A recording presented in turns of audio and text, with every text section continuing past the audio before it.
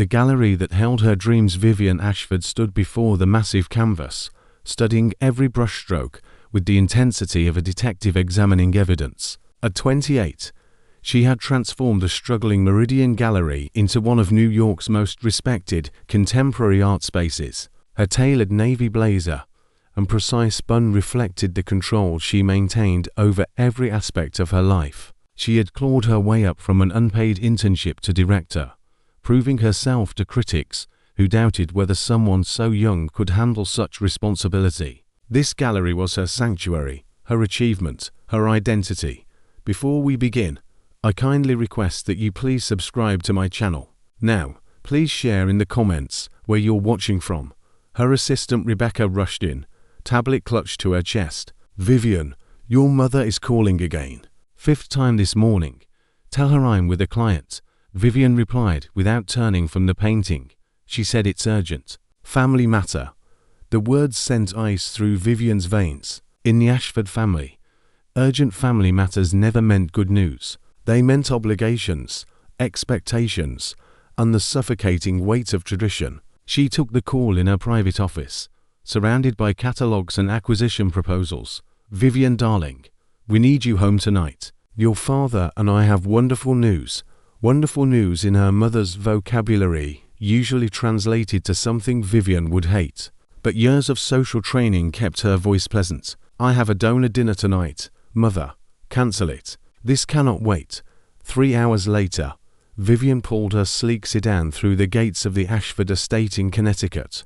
The mansion rose before her like a monument to old money and older expectations. Inside, she found not just her parents, but the Winters family seated in the formal living room.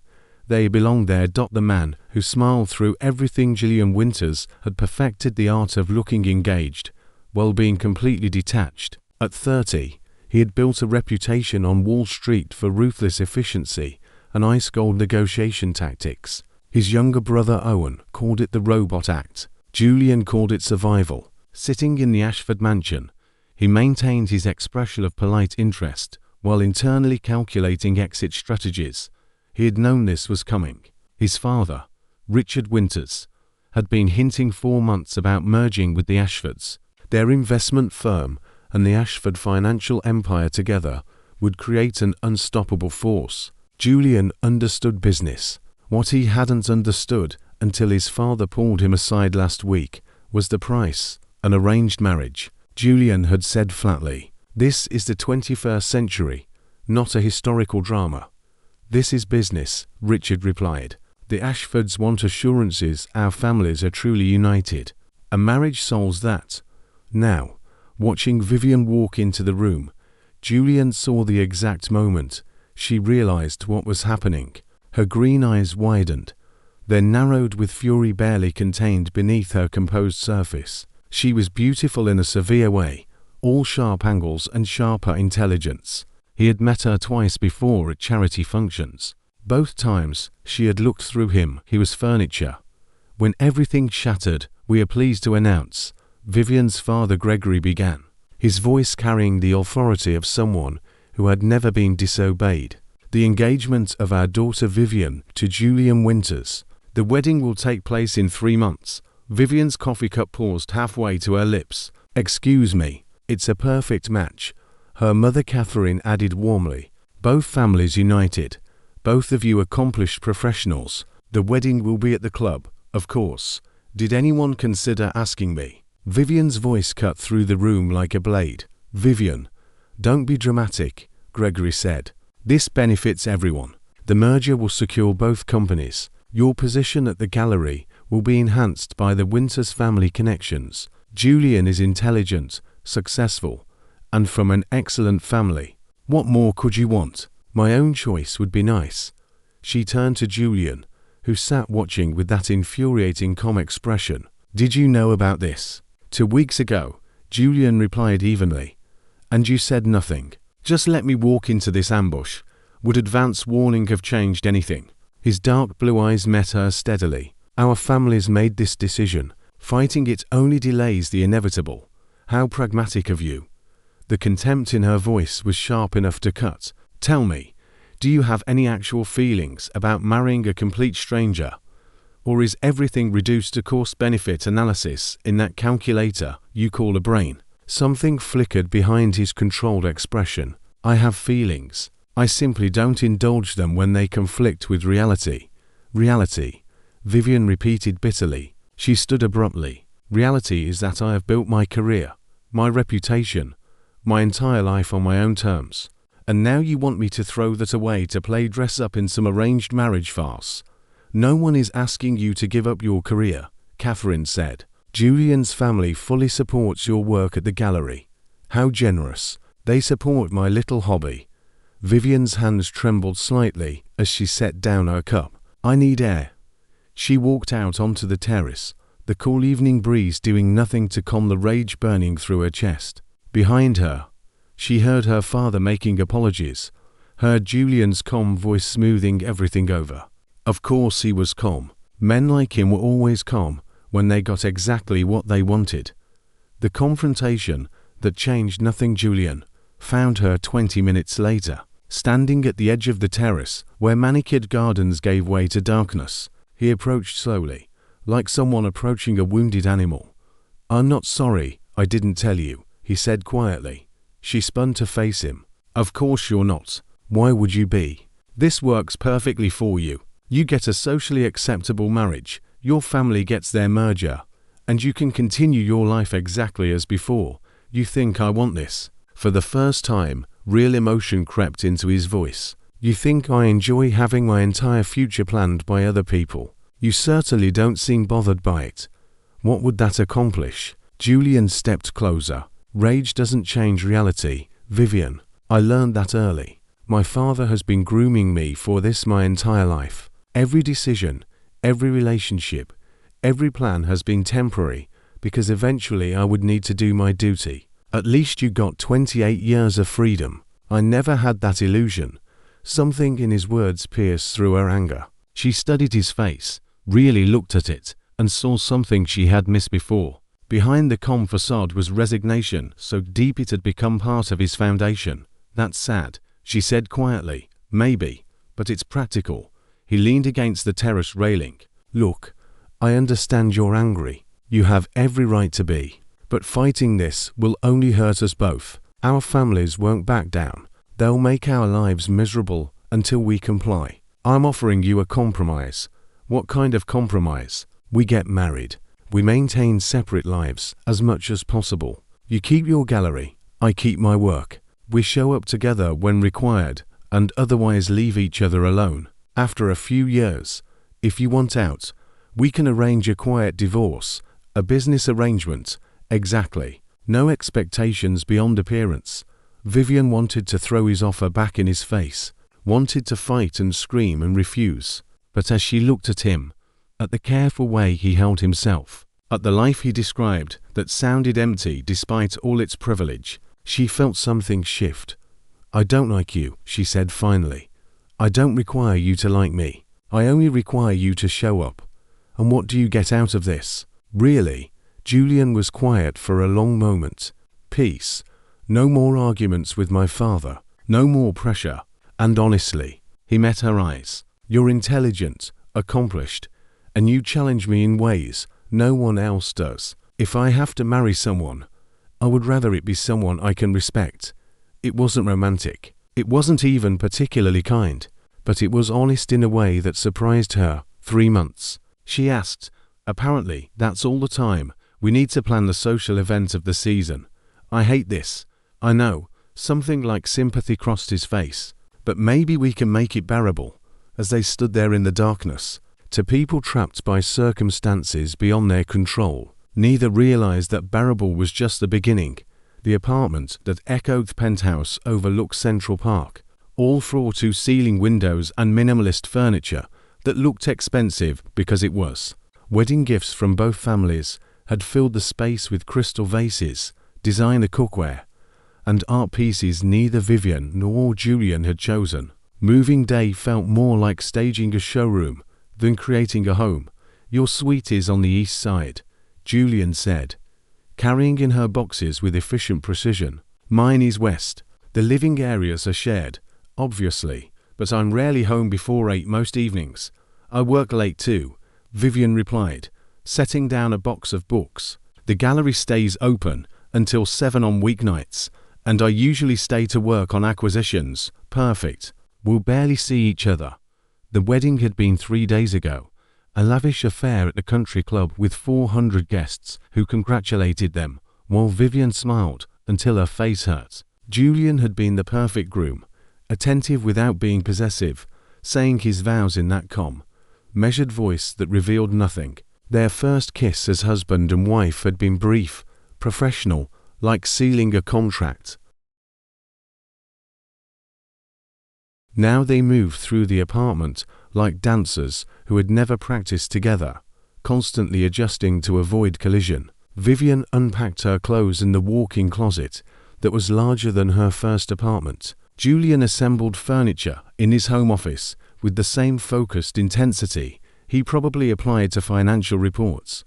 That first night, they ate takeout at opposite ends of the dining table, scrolling through their phones in silence.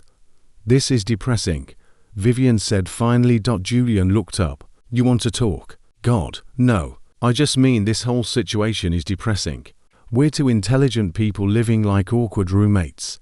Would you prefer I pretend we're in love?" "I'd prefer honesty, which we have, so I suppose I should be grateful." She stood, collecting her container. "I'm going to work in my room. Good night, Julian." "Good night, Vivian." The crisis that changed everything 2 months into their marriage of convenience. Vivian received a call that made her blood run cold. The Meridian Gallery's primary benefactor, Harrison Chen, was pulling his funding due to rumors that Vivian had obtained her position through family connections rather than merit. The implication was clear. Her sudden marriage to Julian Winters made her look like a spoiled socialite playing at work. She sat in her office, staring at financial projections that now looked impossible. Without Chen's support, the gallery would lose its upcoming exhibition space, its scholarship program, and possibly several staff positions. Everything she had built was crumbling because of a marriage she never wanted. "You look like you're planning someone's murder," Rebecca said from the doorway. "Can you murder a reputation?" "Because mine is apparently destroying my gallery." Rebecca came in, closing the door. "The Chen situation. He thinks I'm a dilettante now, that I only got here through daddy's money and convenient marriages." Vivian's voice cracked slightly. 8 years of work, and one wedding erases all of it. That evening, she came home to find Julian already there, which was unusual. He stood in the kitchen, tie loosened, looking exhausted. "You're home early," she said. "So are you. I thought you had an exhibition opening." "Cancelled. Funding fell through." She dropped her bag on the counter. "Turns out marrying you tanked my professional credibility." Julian's expression sharpened. "Explain." Against her better judgment, Vivian told him everything. The withdrawn funding, the whispered assumptions that she was just playing at career woman, the way her own accomplishments were being erased by her last name and marriage certificate. "Harrison Chen is a fool," Julian said when she finished. "But he's also motivated by optics. He doesn't want to be associated with what he perceives as nepotism." "Thank you for that analysis. Very helpful." "I'm not finished." Julian pulled out his phone. "Chen's company is launching a new tech division next quarter. They need angel investors with art world connections for their creative tech initiatives. What if the Meridian Gallery becomes the premier showcase for digital art innovation, not funded by Chen directly, but through a partnership that benefits both parties?" Vivian stared at him. "You want to pitch him on turning my gallery into a tech art space?" "Partially. A wing dedicated to it. It positions you as forward-thinking rather than traditional. It gives Chen a prestigious partnership that serves his business interests, and it proves you're there because of vision, not connections." "That's actually brilliant." "I know. It's what I do." He looked at her directly. "Let me help you pitch this. I know Chen's business model. I know what drives his decisions. Together, we can save your gallery." The long nights working together, what followed was a week of intensity that shattered their careful distance. Julian came home early each night with financial projections and market research. Vivian brought gallery records and artistic vision boards. They spread everything across the dining table and worked until midnight. Sometimes later. Chen respects data, Julian said during one session, adjusting his glasses as he studied her exhibition history. Your visitor numbers are impressive, but we need to show growth potential. The tech art market is exploding. Position the gallery as capturing that wave early. But I don't want to lose our traditional exhibitions, Vivian argued. That's our foundation. You don't have to. Look, dedicating one wing to innovation while maintaining your established programming shows range. It proves you can honor tradition while embracing future. She studied the proposals he had drafted, seeing her gallery through his analytical lens. It was strange, having someone understand both her vision and the business reality. You're good at this, she admitted. So are you. Your exhibition programming shows strategic thinking that most business people lack. You understand narrative, flow, how to build toward impact. That's valuable. They worked in surprisingly compatible silence, occasionally debating strategy, but more often finding themselves in agreement. Vivian noticed things she had missed before. How Julian rolled his sleeves when concentrating, how he listened completely before responding, how his rare smiles transformed his entire face. One night, reaching for the same document, their hands brushed. Both froze. The contact lasted only a second, but electricity shot through Vivian's arm. Julian pulled back first, but she caught something in his eyes before he looked away. Awareness, the same awareness that was making her increasingly conscious of his presence. Coffee? He asked, his voice slightly rough. Please. She watched him move through the kitchen and realized with uncomfortable clarity that her husband was attractive, not just objectively handsome, which she had always known, but attractive to her specifically. The way he focused, the unexpected kindness in helping her, the intelligence that matched her own. It was becoming dangerously appealing. The moment everything shifted, pitch to Harrison Chen took place in his corner office with views of the entire city. Vivian presented the artistic vision, while Julian backed her up with financial projections and market analysis. They moved through the presentation, partners who had worked together 4 years, anticipating each other's points, building on each other's strengths. Chen listened with his characteristic intensity, asking sharp questions that they fielded as a team. When they finished, he leaned back in his chair. This is impressive, not what I expected from a vanity project.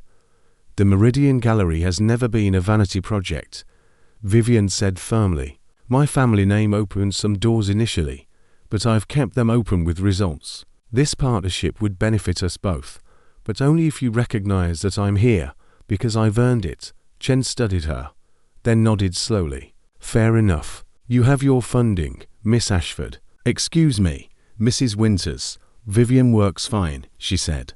And thank you. Outside Chen's building, Vivian stopped on the sidewalk, adrenaline still pumping through her veins. We did it. You did it, Julian corrected. I just provided numbers. Your vision saved that gallery.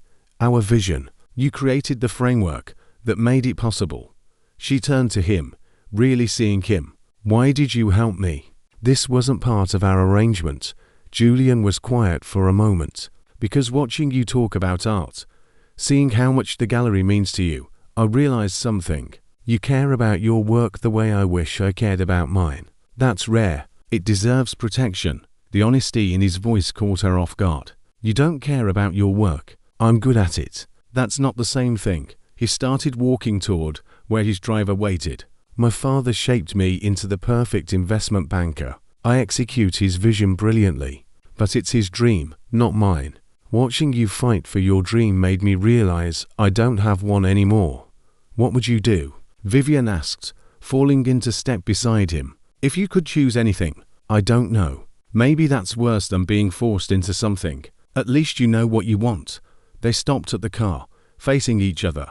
The autumn wind blew Vivian's hair across her face, and without thinking, Julian reached out to brush it back. His fingers grazed her cheek, and they both went still.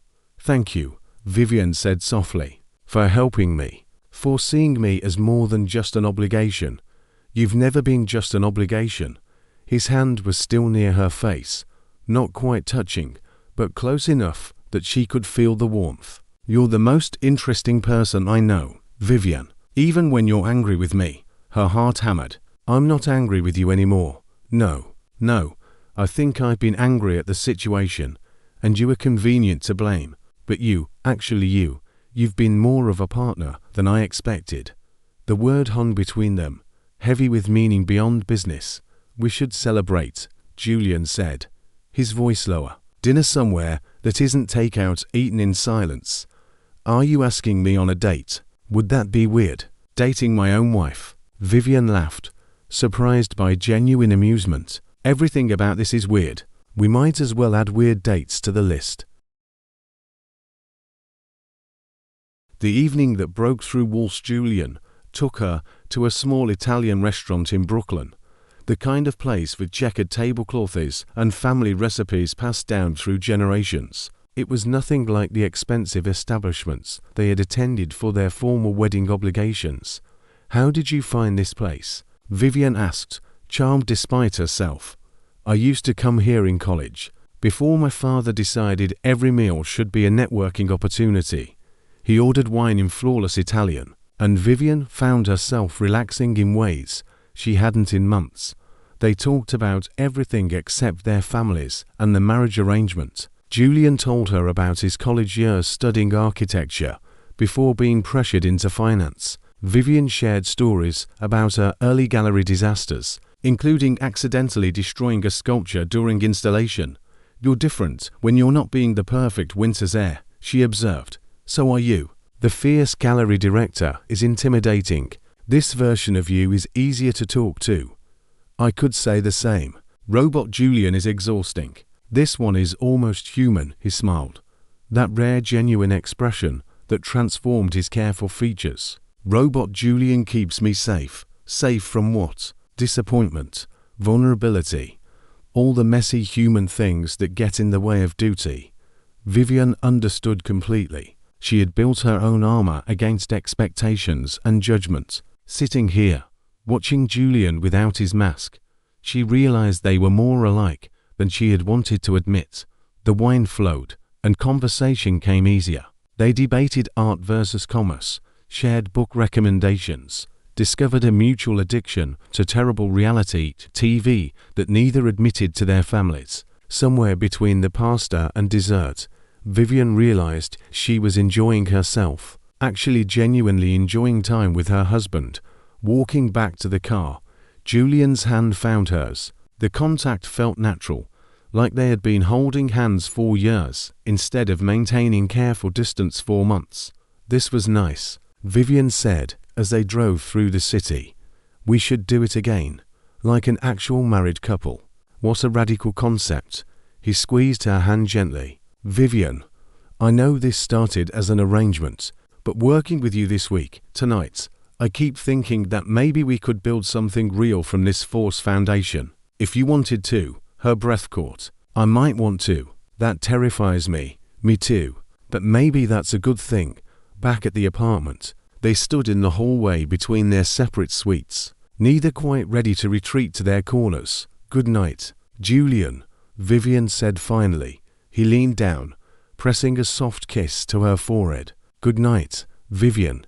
It was chaste, barely a touch, but it sent warmth flooding through her. She went to her room with her heart racing, realizing that somewhere along the way, her forced marriage was becoming something she actually wanted. And that was the most terrifying development of all. The morning the walls fell, Vivian woke to sunlight streaming through her windows and the smell of coffee. Real coffee, not the automatic pot, but the complex aroma of someone actually brewing it with care. She found Julian in the kitchen, still in pajama pants and a t-shirt, his hair uncharacteristically messy, making espresso with the machine they had received as a wedding gift and never used. "You're up early," she said. Leaning against the doorway, he turned, and the smile that crossed his face was unguarded, genuine.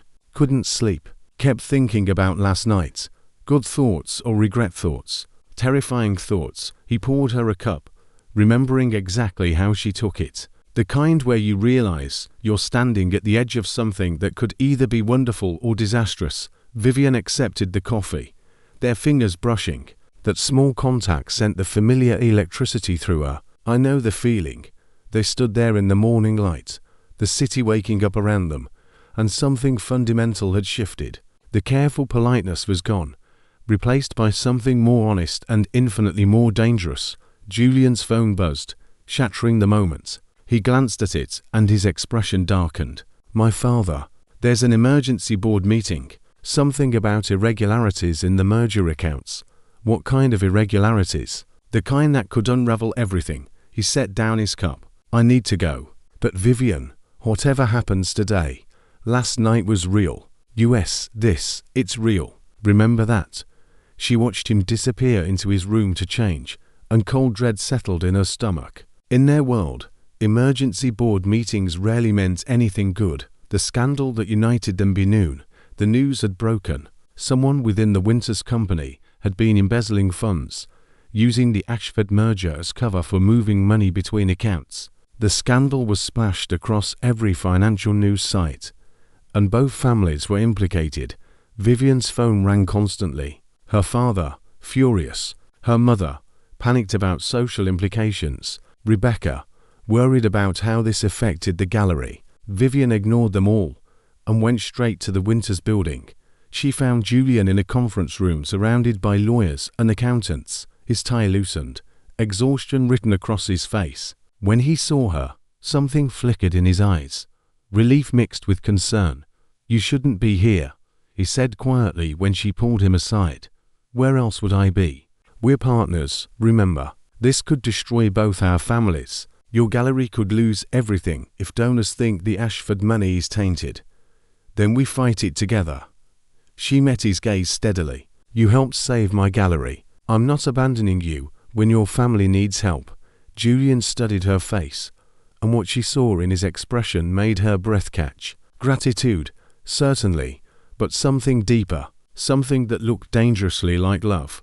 The embezzler was my uncle, he said quietly. My father's own brother. He's been skimming 4 years, but the merger investigation exposed it. My father is devastated. What do you need? A miracle. And probably a very good forensic accountant. I know one. Best in the city. Vivian pulled out her phone. She helped when the gallery suspected our previous CFO of issues. Let me call her. The fight they needed for the next week.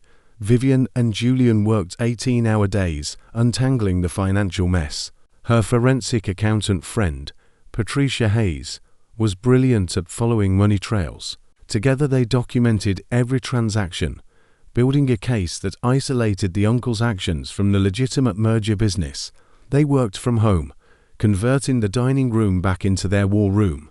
But this time, it felt different. When Julian's father called with updates, Vivian sat beside him, offering silent support. When she needed to handle gallery crisis calls, he brought her tea and stayed nearby. One night, 3 a.m, Vivian found Julian on the terrace, staring at the city lights. Can't sleep, she asked, wrapping a blanket around her shoulders against the chill.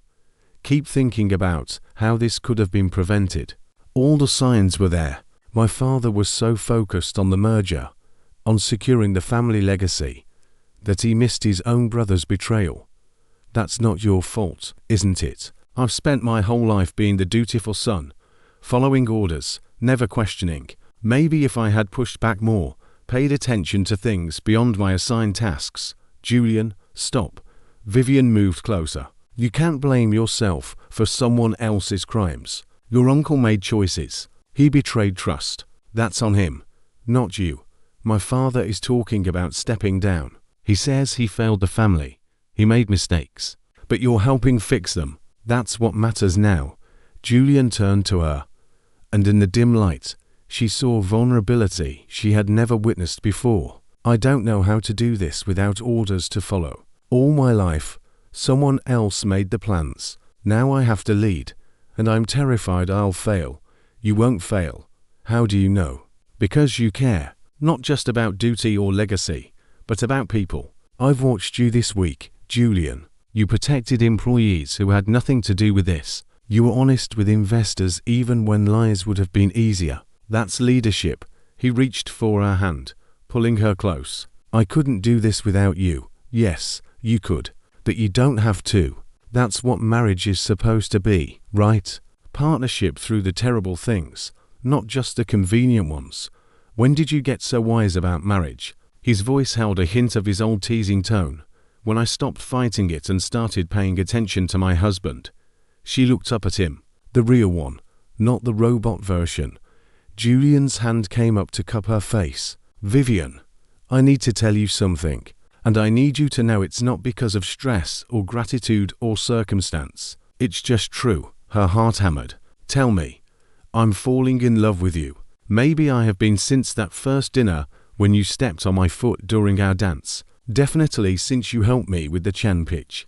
But this week, watching you stand by me when you had every reason to walk away, I'm certain I love you. The words hung between them, more binding than any wedding vow. That's terrifying, Vivian whispered. I know, because I love you too. And I didn't want to. I wanted to keep this simple. Keep walls up. Stay safe. We're past safe now. She kissed him first, rising on her toes to close the distance between them. Unlike their wedding kiss, this one was real, desperate and tender and full of all the feelings they had been holding back. Julian's arms wrapped around her, pulling her against him. He was afraid she might disappear. When they finally pulled apart, both breathless, Vivian rested her forehead against his chest. What do we do now? She asked. We finish fixing this mess, and then we figure out how to actually be married. The real kind, not the arrangement kind. I'd like that. The resolution that transformed everything 3 months later. The scandal was resolved. Julian's uncle faced criminal charges, but the Winters and Ashford companies weathered the storm. Julian, with Vivian's support, took over as CEO of Winters Investment with his father's blessing. His first act was restructuring the company culture to prioritize ethics over profits. The Meridian Gallery's tech art wing opened to critical acclaim, with Harrison Chen as its featured partner. Vivian's reputation was stronger than ever, praised for innovation and integrity. More importantly, she had found balance between her work and her personal life. Their apartment transformed too. Vivian's sketches appeared on the refrigerator. Julian's architecture books migrated to the shared shelves. They still maintained separate suites, but most nights they fell asleep together in one room or the other, talking until exhaustion claimed them. One Saturday morning, Vivian woke in Julian's bed to find him watching her with that expression that still made her heart race. What? She asked sleepily. Just thinking about how grateful I am that our parents forced us together. That's a strange thing to be grateful for, is it? Without that arrangement, I would have stayed in my careful, controlled life. I never would have fought for what I wanted, because I wouldn't have known what that was. You showed me. She propped herself up on one elbow. I showed you. You were so angry at being forced into this, so determined to keep your independence and your choices. It made me realize I had given up both years ago. Watching you fight made me want to fight too, not against you, but for myself, for us. So I'm a good influence. You're everything. He pulled her closer. You're the dream I didn't know I was allowed to have. Vivian kissed him softly. For the record, I'm grateful too. I thought independence meant being alone. You taught me that real partnership doesn't diminish who I am. It amplifies it. We should probably thank our parents. Absolutely not. Let them think we're still miserable. It's more fun. Julian laughed.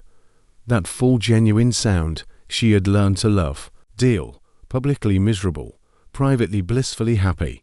Speaking of which, Vivian said, trailing her fingers down his chest, we have no obligations today. What should we do? I can think of a few things. He rolled her beneath him, and she laughed as he kissed her neck, starting with never leaving this bed. Very ambitious. You love my ambition. I love you, she corrected, and watched his eyes soften. I love you too, even when you're bossy. Especially when I'm bossy. Outside. The city hummed with life. Families went about their business, some forced together by circumstance, others chosen. Inside their home, Vivian and Julian had discovered the secret. Sometimes the best love stories don't begin with choice, but they're chosen every single day after. Their marriage started as an obligation, a business arrangement between families seeking advantage. But through crisis and partnership, through walls breaking down and vulnerability accepted, they had built something neither expected. They had chosen each other, truly and completely, long after the papers were signed. And that choice, made freely despite how everything began, made all the difference. Epilogue. 1 year later, the anniversary party was small, intimate, just close friends at their favorite Italian restaurant in Brooklyn. Vivian wore a simple dress, Julian's arm draped casually around her shoulders. They laughed easily, finishing each other's sentences, sharing inside jokes that made their friends roll their eyes. "You two are disgustingly happy," Rebecca observed. "Remember when you wouldn't even sit near each other?" "We evolved," Vivian said, grinning. "You fell in love despite your best efforts not to," Rebecca corrected. Julian squeezed Vivian's shoulder. "Sometimes the best things are the ones you don't see coming." Later, walking home through Brooklyn streets, Vivian stopped under a streetlight. "Do you ever regret it? The arrangement, losing the chance to choose someone else?" Julian turned to face her, taking both her hands. "I wouldn't change a single thing, not the forced engagement, not the awkward beginning, not even the scandal, because all of it led to this, to us, to choosing you every morning. Even though you didn't get to choose first, I did choose, maybe not at the beginning, but every day since. That's more powerful than one moment. That's a lifetime of moments." Vivian smiled, pulling him down for a kiss. "Then let's choose this, every day, no matter what comes. Deal?"